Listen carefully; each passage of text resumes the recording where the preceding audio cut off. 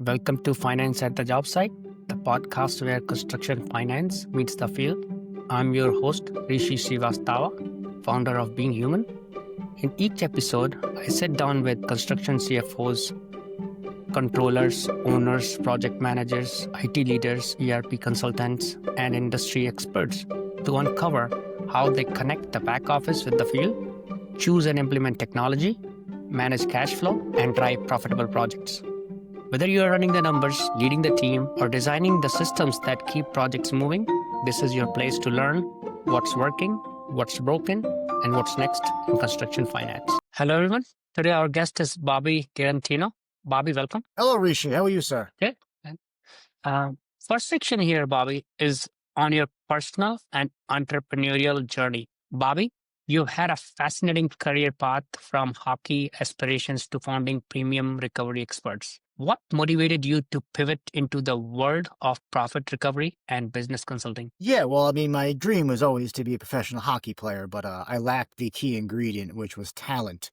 So I could have practiced 24 hours a day. It wouldn't have made a difference. But anyway, I'm still a huge hockey fan. I just don't play professionally, obviously. So no, I spent 20 years in corporate sales from the same company in the office equipment business. And as much as I loved the company and the people that I worked for, it was very unrewarding. You really weren't really helping people. I mean, yeah, you helped some people solve some problems, but I wanted to do something way more rewarding. So I always found expense and cost reduction a great outlet because that's really supporting companies in a positive way, helping them reduce some of their expenses that tend to be very high to help them create a better company and ultimately reach their goals a little bit faster. So yeah, I wanted to find things that were more niche that weren't being talked about by everyone out there. And I landed on a few, and and that's kind of how I got things going. And it has been absolutely awesome and very enjoyable. Yeah. Hockey is a very competitive sport. Yes, incredibly competitive. You spent nearly 20 years in sales and account management before launching your own firm. What lessons from that time most shaped how you run your business today? Yes, failure is just part of the business. So you're going to fail a lot, and you use the baseball reference a lot. I mean, nowadays guys don't even bat 300 anymore. They bat 250 and hit whatever home runs and RBIs, and they're making 20, 30, 40 million dollars a year, but they fail way more than they succeed. You have to understand, no matter how good you are at business or good at sales or whatever, there's going to be a learning curve, and there's going to be a failure for a while. It just comes part of the territory. And obviously, you as a business owner yourself and with a startup, I mean, you understand exactly how it is. So you just have to understand that it's going to take time, effort, and just keep going. So I said there's four ingredients that make anyone successful. I call it EPIC. It's effort, patience, improvement, and consistency. So those are the four things that I feel like if you stick to those principles, you'll eventually hit your goal. I really like that acronym. Effort, Yes, patience. Yes, I got to give a shout out to my buddy Raj the car. I had them in different order, and he goes, "Wait a minute, that's epic." And I was like, "Oh yeah, it is." Yeah. These acronyms are so important. We as humans, we can't remember a lot of things. You put that acronym there, and suddenly it's memorable. True. What was the aha moment that made you realize there was a major opportunity in recovering overpayments for companies? Yeah. I mean, for one of my offerings, which is workers' comp premium recovery, I had met a friend at an event, years prior, and he had mentioned to me, "Hey, these are industries that are really good for what I do." So I'd referred him a couple of my clients, and he got them back, nice sums of money as a refund. So I said, I'm like, there's got to be other opportunity here for this. So I reached out to him and I said, "Hey, man, if I was to leave my current company and start my own business and work together with you, is that something that you'd be interested in?" And he was like, "Absolutely." So we just got the conversation and learned that there are lots of companies out there that they're great at what they do, but they can't keep an eye on everything. And there's always money to be found somewhere. So you just need an expert to get involved to find that money because they're great at what they do, but they're not always the best at just knowing where the money is leaking and certain things that are just out of their expertise. So it was kind of just talking with my buddy Chris and just learning more about his business that inspired me to kind of keep pushing forward and figure out how I could help companies save money. Yeah. I mean, having those early people help you take the plunge is so important. Yes. Well, luckily I had a good relationship with them, and they had success with some of the accounts I referred to them before I even got involved. So I knew it worked and I knew they did a great job because the clients I referred them to were super happy. So it's kind of like, you work with someone, you got the reviews firsthand, like, wait a minute, maybe there's something here. And then after, having more lengthy conversations, I realized it's a great opportunity to go out there and help companies. The next section here is on profit recovery and workers' comp.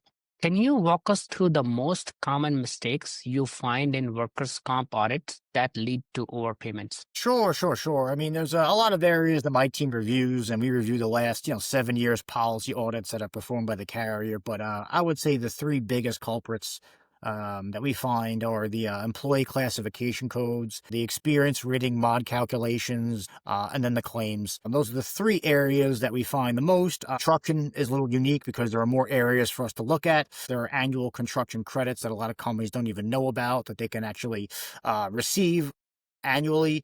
So those are the three biggest culprits. But I always tell folks, I'm like, the devil's in the details. You have no idea what we'll find. Everything could look good on the surface. You could have no claims. You could have, everything could look, great. And we could still find someone a significant amount of money. What were those annual credits you were talking about? Yes, so they're called construction premium adjustment program credits. So it applies only to construction. And it's in, I believe it's either 35 or 38 states. I forgot the exact number, but basically it's an annual reimbursement based upon the wages you pay your employees and your safety records and that type of thing, where a majority of contractors do apply for it, or I should say, can receive it. But a lot of them don't even know it exists, which is unfortunate because that's something you can just keep filing year after year after year and keep receiving it year after year. Give you a great example. We work with a small plumbing and heating company not too long ago, and we got them $10,000 back, and then we went back to their previous year and were able to get a previous no credit for the previous year, so they got a nice refund of 20 grand that they would have never have gotten. And then we showed them how to do it, so going forward they can get that $10,000 credit annually on their own. Yeah, attention is limited commodity. And someone like you who knows this stuff inside out, you guys do contribute significantly to the, you know, stressed labor force and our construction CFOs. Yeah, no, absolutely. I mean, most of them, when I speak to them for the first time, they've never heard of what I do because Mhm.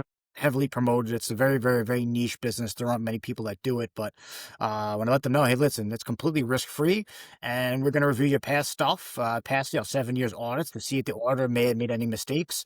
And there's a very, very, very strong chance you're going to get some money back and hopefully save money going forward. And it's not going to require much effort on your team's end. We look at all those things. The most common response I get from CFOs or owners is, "Why wouldn't we do this?" Or "This is it's an absolute no brainer." And they usually Yeah. or because there's nothing to lose. We're not going to irritate your insurance carrier. We're not going to do anything that's going to make your broker look bad. It's really auditing the audits that are performed by the carrier. So it's their mistakes that we're correcting.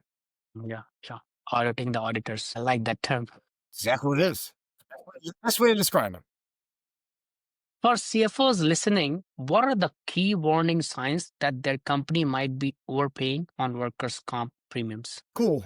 Great question. So, what the work I do doesn't necessarily look at their premiums in terms of are they getting the best deal in town. We don't price out insurance policies. We don't sell insurance. We look at it from an audit perspective, like I said, from the past audits. So we can't guarantee they're getting the best rate or from the best carrier. That's not what we're about. We're looking at the past audits. But I would say warning signs. I mean, definitely if you have an experience rating or mod that's above one in construction, that's a very big problem because not only do you get penalized, but a lot of times you cannot go on major GC bids with a high experience rating. So an experience rating is basically your risk score. Just like we have credit scores as individuals, companies have a risk score when it comes to workers' comp, and you want to be below 1.0. Otherwise, not only are you paying a higher premium, but you're also likely being left out of potentially larger contracts. I would say if you've had auditors in the past that did the audits via Zoom or by phone and did them super quick, that's definitely a warning sign. But also, too, I mean, there's a lot of times where it looks like there's no warning signs, where things look absolutely clean on the surface until we dive in and find out that something was just done wrong in the past, and that same error was repeated several years ongoing, which results, and a nice size refunds. Yeah, and plus too, sometimes I mean you have owners and CFOs that just don't feel confident that the insurance carrier has their best interest and may have, put employees on a class code that they just know for a fact is wrong, but they're not experts in the field, so they really have no idea how to go after it. So that's where we come into play. Whether there's a red flag or not, our service in particular is risk free. So why not have us have a look? The worst case scenario, we're going to give you peace of mind knowing that there were no mistakes made that will cause you to pay more than you should. That is the worst case scenario from working with us. Yeah, yeah, I like that worst case scenario. Just for the people who don't know how the experience score is calculated, could you elaborate more? Oh, I said the experience rating. Yeah. Yeah, it's a very long explanation that I wouldn't be the best at. My team, who are the actual audit experts, can probably explain it to you a lot better. But basically, it's a risk score based upon your peers. You're stacked up against companies that have similar sizes and similar class codes. Basically, those risk scores, tend to go up when you have claims. I mean, that's really the main driver of them is when you have issues. And one thing that companies should keep an eye on is it's not so much the severity of a claim, is a frequency. You have Mm. smaller claims and shorter period of time, the insurance carrier is going to look at that and say, wait a minute, maybe they have an unsafe work environment. That's why they've had so many claims in that short period of time, as opposed to just maybe a one-off incident. So yeah, I mean, it's tough. It's one of those things you want to have safety programs in place. And you want to do whatever you can just to making sure the employees, are doing their best to just really be safe on the work side and on the job to, try to prevent any potential things from happening. And I'll tell you this too, if an employee calls out injured on a Monday, it's likely BS. The majority of workers' comp claims are placed on a Monday, where an employee gets hurt playing basketball on the weekend, or they were lifting weights and pulled their back out or whatever, and then all of a sudden they come in Monday and now they're injured when on Friday they were perfectly fine doing backflips and lifting up bricks and all kinds of stuff. So that's one thing to keep an eye on is if employees start placing claims on Mondays, that's usually a warning sign. Yeah, that's a great point right there. You've recovered over $2 million for your clients. What's one of your favorite success stories where you delivered an immediate financial impact? Sure, yeah, I have two great success stories about recoveries we've gotten. Was a lovely CFO. She was fantastic, super sweet, and she's like, "Listen, doesn't it's risk free? So yeah, I don't mind signing up to have you guys do the work, but I'm pretty sure you're going to be wasting your time." And I said, "Sure, if we waste our time, hey, listen, it's our time, right?" Well, we did not waste our time. And she truthfully had very few claims, very good safety history. Everything looked, like I said, looked great on the surface, but those mod and EMR calculations were done wrong for 4 years in a row, which resulted in a refund that was basically about 40% of her annual premium. So she ended up being ecstatic, and which was a great story. Then there was another one earlier this year, actually, we were able to secure about a $70,000 refund for a company, which also will carry forward and get them about $18,000 to $20,000 a year in savings. And we don't collect on that future savings. That is all the companies to keep. We only collect on the initial recoveries. When I called the CFO and told him, say, hey, listen, we're going to be sending you all the documentation and the refund is roughly going to be around this amount. The guy's like, oh my God, this is great. He goes, I barely did anything. And I said, yes, that was my promise to you, is that it's a very, very light lift because when I first had a call with him, all he kept saying is how busy he was. Is another time. Is another time. I said, listen, I said, just let us do our thing. It's a very hands-off process. And, we were right. It was very hands-off, and he was very happy, obviously, with the results. After 4 years or so, he's going to net around $100,000 in his pocket. So if you do the math and he has a 10% profit margin, that's a $1 million contract that he signed, so to speak. So it was a great win, and it was a very, very fun phone call. Yeah, yeah, you're saving right there at the bottom line. It's not like you're, you know, cutting cost or you're actually increasing the revenue. You are impacting the net income itself. Yeah. And it's in an area they're likely not to be looking at. Next section here is on financial strategy for contractors. Many contractors run lean AP and finance teams. What low-hanging fruit should they focus on first to uncover hidden profit opportunities? Sure. I mean, being that all the things I do kind of tie into insurance, even though I don't sell insurance, I mean, I would say for those types of folks, you definitely want to shop out your insurance every single year. Even if you stay with the same, broker, company, support staff, whatever it may be, you always want to shop it around every single year. I mean, you never want to be complacent with the same provider. And that really goes for everything else, not just insurance, is always shop it out. Every single year, keep everyone on their toes. And listen, you can stay with the same provider and for many, many years to come, but keep them on their toes so they know that they just can't get comfortable, that you're always going to be looking out for other opportunities, and that'll keep the pricing tight. They'll keep the service at a premium because that client, I mean that service provider knows they could lose you at any minute or any year. So it's always important to shop around. Like I said, you can stay totally loyal, but it never hurts to gather other pricing and other features because you might be getting something better from someone else. How about the switching cost? It's sometimes it can be painful or maybe even tough. Yeah, I mean, especially with insurance, right? It's one of those things where they're annual renewals, right? To go through that whole process and change and all this stuff can be very cumbersome, but oftentimes it could be hundreds of thousands of dollars hidden that you can get back for your company just by looking in at other vendors. It is tough. It is tough. Listen, as a company, I mean, especially in today's day and age where everything is just going up in cost, it's just very important to stay on top of everything, and not just your insurance. I mean, all of your line items from your wireless, telecom, internet expenses to your auto insurance, auto leases, whatever the case may be, your equipment. I mean, pretty much everything. I would say it pays to have an employee dedicated to making sure they're constantly reaching out to people in the cost reduction business or just providers to making sure they're always getting, and not just the best deal, but the best value for their money. Because it's not always about the amount of money if you're getting something really crappy. If you can get something, pretty good, but you can get at a really good price, and hey, everybody wins, right? Yeah. How do you recommend CFOs balance reducing operating expenses with retaining talent and supporting employee benefits? Yeah, so actually, kind of it's funny you said that because I have a second solution which I started offering this year, and it actually does help with employee retention and reducing the cost of employee benefits. Companies today, I mean, they're all getting hit with sometimes double-digit increases. I've heard as much as 40% when it comes to health insurance. So they tend to scale back, what they're offering their employees, which is unfortunate. And then sometimes employees, want to look elsewhere for better benefits. So losing a good employee is probably one of the worst things you can do. You want to make sure you value your people and keep them on board because your product and service create your business, your people drive it. So one of the things I now offer for companies is a government-sponsored program. It's in the form of preventative health plans, which actually adds onto your additional health insurance. It does not replace it. It adds an additional layer to it that offers about 40 plus mental and physical health features for the employees at no additional cost. They have all these features via a mobile app, so everything's at their fingertips to be used 24/7. So these features are just great for the employees that might be having, mental health struggles, which is very big in the construction world, or having, something wrong in the middle of the night, need to contact someone. 24/7 virtual urgent care is available, as well as 24/7 mental health access. So I think providing just better benefits and really just being out there on the look for things that can just enhance your employees' productivity, make them happier, make them more loyal, and overall make them feel like they're cared about, because so many employees just don't feel like they're cared about by their employer. Yes, I think those things are just incredibly important for employee retention, creating a good environment, giving the best benefits possible. And like I said, I do offer something in the form of preventative health plans, which is making a huge impact for companies all over the place. Preventative health plan. Is this like a health insurance or supplemental to health insurance? Yeah, it's a voluntary benefit, so it's not health insurance at all.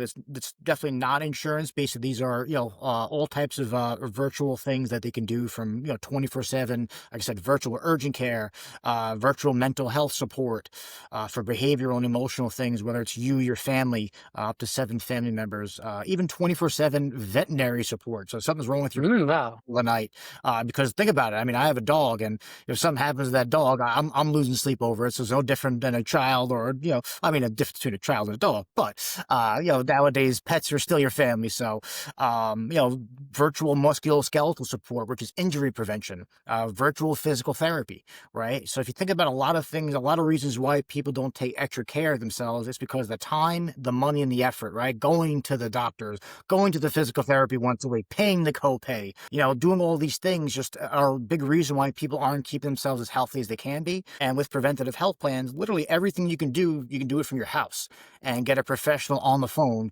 and be able to, work through those services. They're all, like I said, there's no copay at all. Everything is included for free. So they don't have to pay any additional money to have access to these services, which ultimately keeps them healthier, happier, and reduces the use of health insurance, which will ultimately save a company a lot of money, but also helps their employees just stay healthier because they have access to all of these tools that they can log on to in a matter of minutes. Yeah, yeah. Prevention is so much better than care. Yes, so true. What what role do you think technology and automation will play in identifying and preventing audit errors going forward? Yeah, in terms of workers' comp audits, that's a good question because it's a very, very niche industry, and there's really not much out there in terms of automation and AI stuff. Yes, there are softwares that help, help with the calculations of certain things, but there really isn't much out there, and I don't anticipate there being developed much stuff just because it is such a niche industry. There's not a huge market for it for someone that would develop that. But in terms of the preventative health plans, AI is driving a ton of the technology behind it. I mean, we're actually launching something in Q4, well, very soon actually, recognition technology where an employee can literally scan their face in this app and it's going to read their blood flow and various biometric points on their face. Within 2 minutes, it can give that employee a diagnosis to say, hey, listen, this is something that's wrong with you. This is what you want to do immediately. Which is incredibly powerful, right? Because no one else will be able to do that without going to various doctors and you know, various medical, exams to get that information. So to be able to do that in a matter of minutes is just incredible. So, and they're developing more and more technologies using AI to identify health risk and potential issues before they happen. So in terms of worker comps audit error is not much there, right? Yeah. I'm on the lookout for it because anything can make my life easier. I'd be all. Yeah. But there's really not much out there because, you said, there's not a ton of folks that do it because it's such a niche industry. So I doubt that folks are going to want to spend tons of time developing something because there's really not many people to sell it to. So uh, I'm certainly not capable of developing that stuff. Yeah. I mean, I the might give market people has a call. I might be like, hey, Rishi, we need some help here. the market has to be big enough, for anybody to go after and develop technology. It's like you alluded. So the next section is on leadership and growth. You've been recognized as a top 20 under 40 and sales excellence award winner. How do you build and maintain a high performance culture on your team? Goals, it's if you always have a goal to chase, you always be motivated, right? So, and everyone's goals are totally different. Could be family, it could be a big house or vacations, whatever it may be. It's really just having serious goals, because if the goal isn't strong enough that you'll get out of bed extra early or stay up late or go to an event at this time you don't want to go. So that's really the biggest motivator, is having goals that will push you through those hard days or those days you don't want to do it, when you're tired or just not feeling up to it. That's it. You really have to have strong goals. Like that beautiful car you want to buy, that's very easy to say, I don't feel like getting up today. I don't really need that car, right? But, you have, a relative or friends or whatever that are struggling financially, and that's more important to you, or your children, providing a better future for them. That's a good reason. It's going to get you up in that morning, or, get your butt moving when, you get your head kicked in 3 or 4 days in a row, because it's going to happen. So I think that's really the biggest thing, is just having really, really solid goals that drive you through the tough times and keep you motivated every single day. I remember a few good motivational things that you sent me. It got my ass moving. Good. I'm glad. I'm glad. Yeah, one of my favorite ones is I mentioned this earlier about failure, because so many people look at failure and think, I stink, I suck. And failure just teaches what's not going to work or what you can do better, right? So one of the lines I love is, failure is not final, it's formative. Right? You fail. I mean, you think about cooking. How many times you make a recipe at home? Next time to add more salt. Next time to add more of this, more of that. Well, guess what? The first time you made it, you failed, right? It wasn't as good as it could be, and then all of a sudden, maybe the fourth or fifth time, you got it down, and now it's absolutely perfect. So people don't think about that sometimes. That failure in business and in life, just think about cooking, right? Because you fail all the time cooking. Cooking is one of the most failed things you do, right? Or baking, for that matter, and just make a couple tweaks to it, and then eventually you get it going to where it's a perfect fit, and then you just take off from there.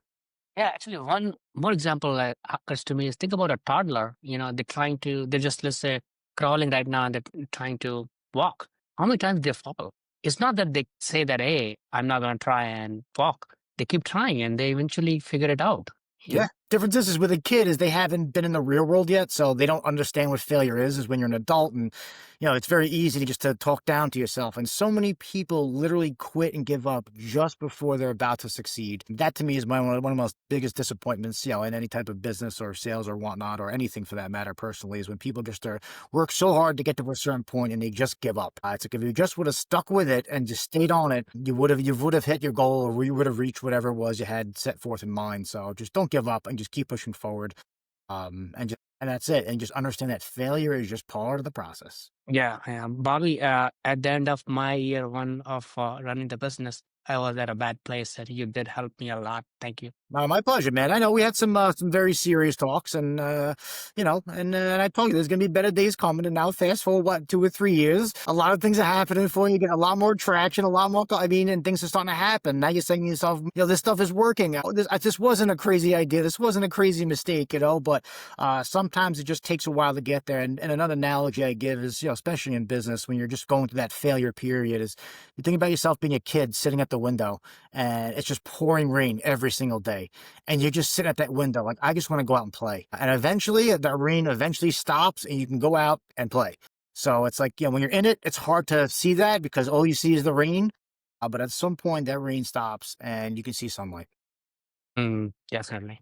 Running a business means constant prospecting and operations. How do you keep yourself motivated and avoid burnout? Listen, I mean, building relationships is so important. Obviously, that's how we met through networking. And I think that, networking and really creating great people around you, not only just for opportunities, but for resources, it really can. And just sometimes, right, just having good advice from someone, right? We've had heart to heart talks. So sometimes it's just that. Maybe that person will never refer to business, but they can, give you some great advice. I think it's surrounding yourself with great people.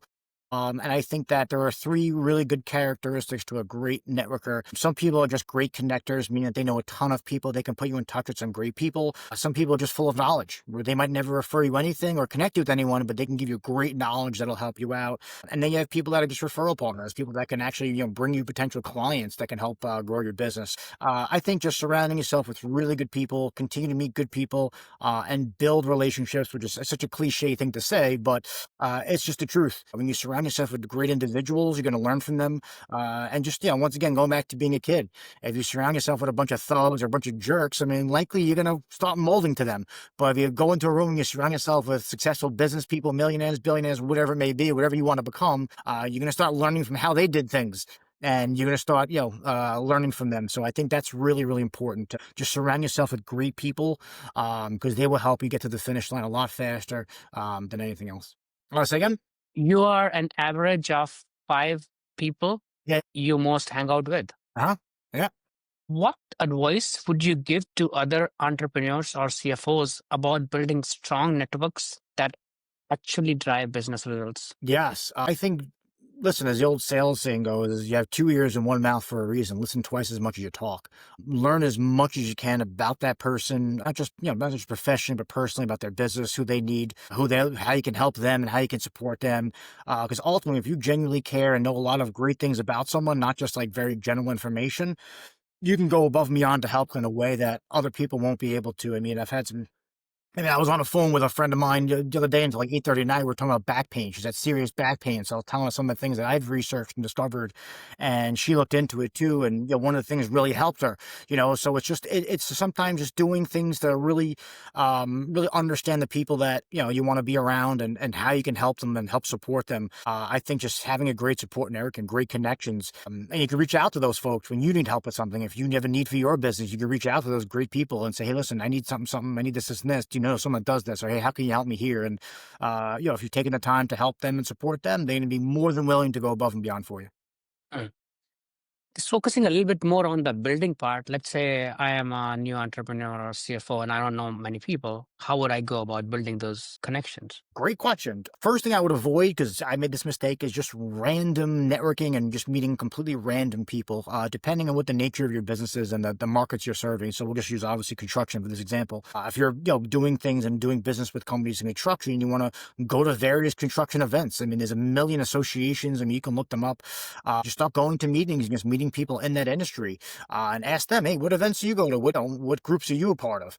Because if they're doing business with people that you want to do business with, well, guess what? You start going to those events and showing up and and kind of connecting with those people, things are going to happen.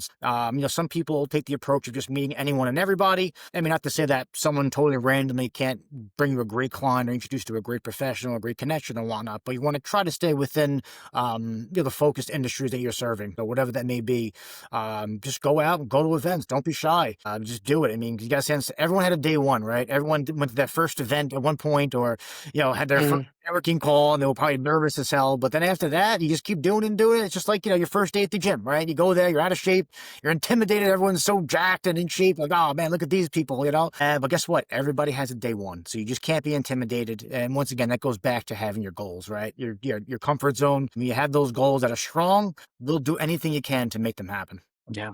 I love that quote. Everybody has a day one. Yep. The next section here, Bobby, is on trends and future outlook. What trends are you seeing in insurance, payroll taxes, and healthcare premiums that construction CFOs should be aware of heading into 2026? Well, I can tell you, they're all definitely aware of the rising cost of all of the above.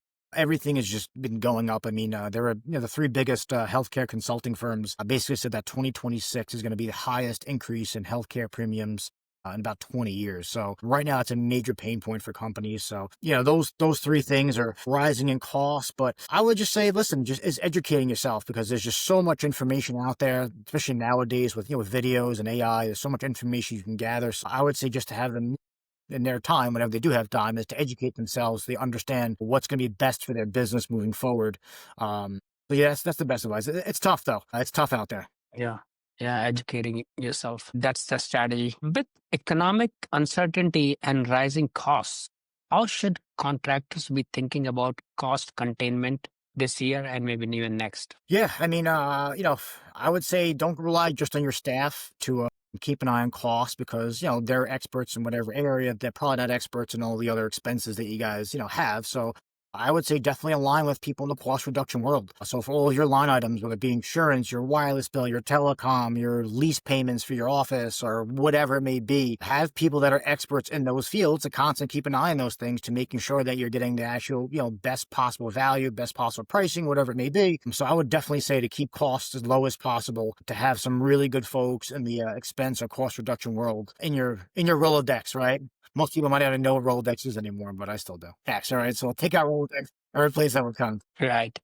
So the last question here is, if you had one message for construction CFOs about capturing lost profits, what would it be? Yeah, kind of the same. It's just, lost profits, I can only speak for line items, like things that, that are just every day, every month payments, is just really having someone on your team, whether it be actually, whether it's an employee that's an expert at this stuff, but most of them are not. So I would have some kind of contract in place with a company that focuses on cost reduction and savings, because their job is to find you money.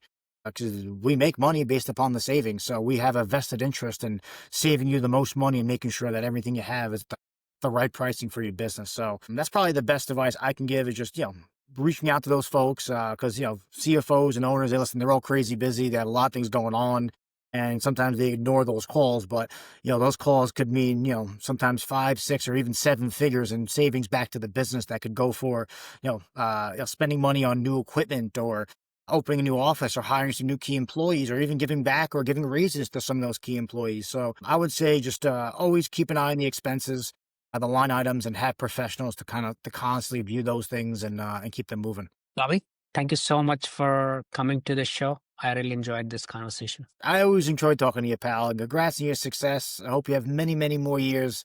And I hope, a few years from now, we can do one of these podcasts on your yacht. I just want to make sure I get the invite. That's all I ask. You will definitely. Thank you so much. You're the best, pal. God bless. Bye-bye. Thanks for listening to Finance at the Job Site. If you found today's conversation valuable, share it with a teammate and subscribe so you don't miss the next episode. You can listen on Spotify or watch on YouTube. Just search Finance at the Job Site. Until next time, here's to building smarter, faster, and more profitable projects.